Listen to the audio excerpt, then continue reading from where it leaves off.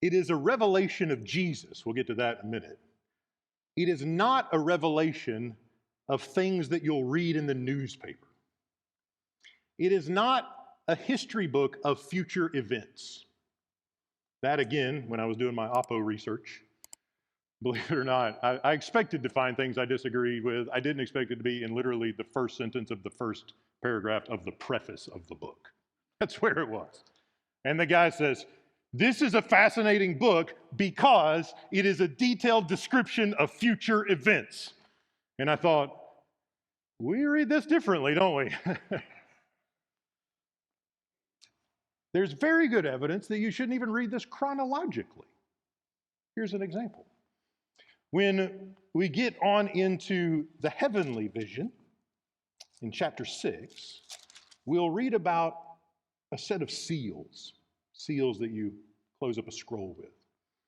You probably already know that there's only one figure in the whole vision who is qualified or worthy to open those seals. It is Jesus, the Lamb, who stands at the center of the throne of heaven. And he starts opening these seals. The Lamb does. And John sees different scenes as the seals are opened. The first thing he sees is a rider on a white horse. White in Revelation is always symbolic of the people of God, the righteous ones, and here it's the Messiah.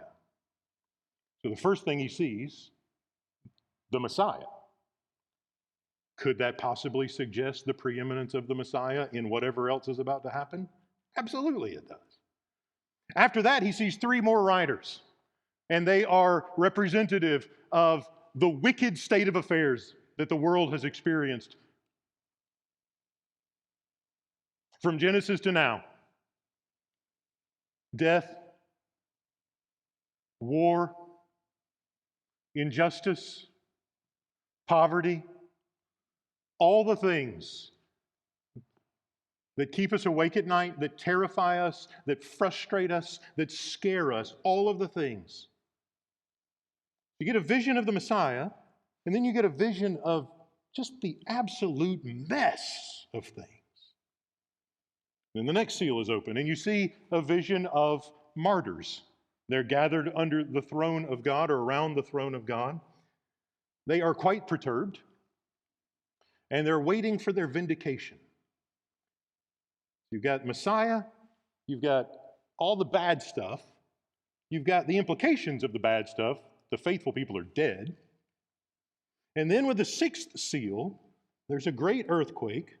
The sun turns black. The moon turns blood red. Stars start falling out of the sky. It's a pretty fantastic vision. And there's an image of the judgment. And the kings of the earth cry out, we'd rather have the rocks fall on us than face the wrath of the Lamb. So the 6th seal, acknowledging all the stuff that's come before, insists on the reality of God's just response to all of the wickedness. You've got the Messiah, you've got the judgment of the Lamb, and they bookend everything that's wrong with the world as a way of insisting the one who is, who was, and who is to come will make it right. It's a zoomed out, big picture, 30,000-foot view of the whole of history, of everything. And then in chapters 8 and 9, when you get to the trumpets, everything zooms in to the judgment, the 6th seal. It's like John is going, hey, there's a lot going on with that 6th seal, more than I've said back in chapter 6. So we're going to devote significant space in 8 and 9 with these trumpets and the angelic blasters of the trumpets to give you a better sense of the justice of God in response to everything that's wrong with the world. So if you read some things that are out there, it's, well, you've got the seals, and that's one time period, that's one chronology. And then after that, you've got the trumpets, and that's more tribulation or judgment or something, and you better hope you got raptured out or whatever. That's another word that's not in Revelation. Rapture. And it's a timeline. That's how it's read. But that's not what's going on, is it? It's big picture, zoomed out.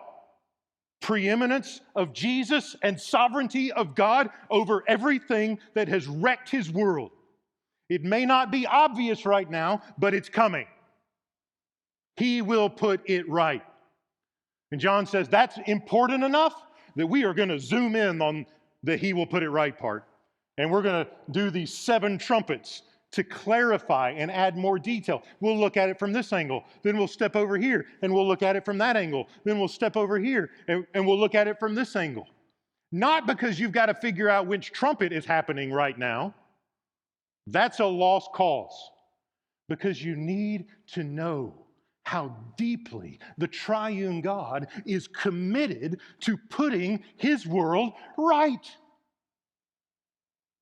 And if you were a believer in the first century who was worried about Rome, and people like Nero who would use the burning bodies of Christians to light the way in his garden, if you were worried about people like that, then it really matters a lot that the Messiah shows up first and the Lamb has the last word. It really matters a lot that God is committed to vindicating the martyrs. It really matters a lot that he will judge the enemies of his people. And it is always, always, always the Lamb who is executing the actions of God.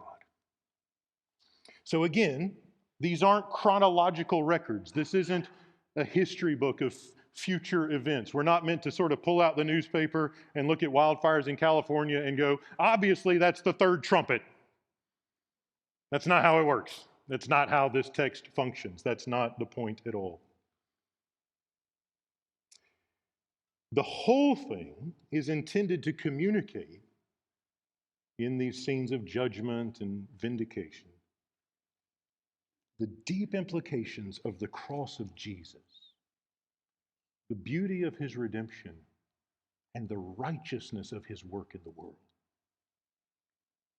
Revelation kind of pulls back the curtain so that in a world that is racked with terrifying things and terrifying people, you get a glimpse of the sovereignty and the preeminence of the one who will make it right.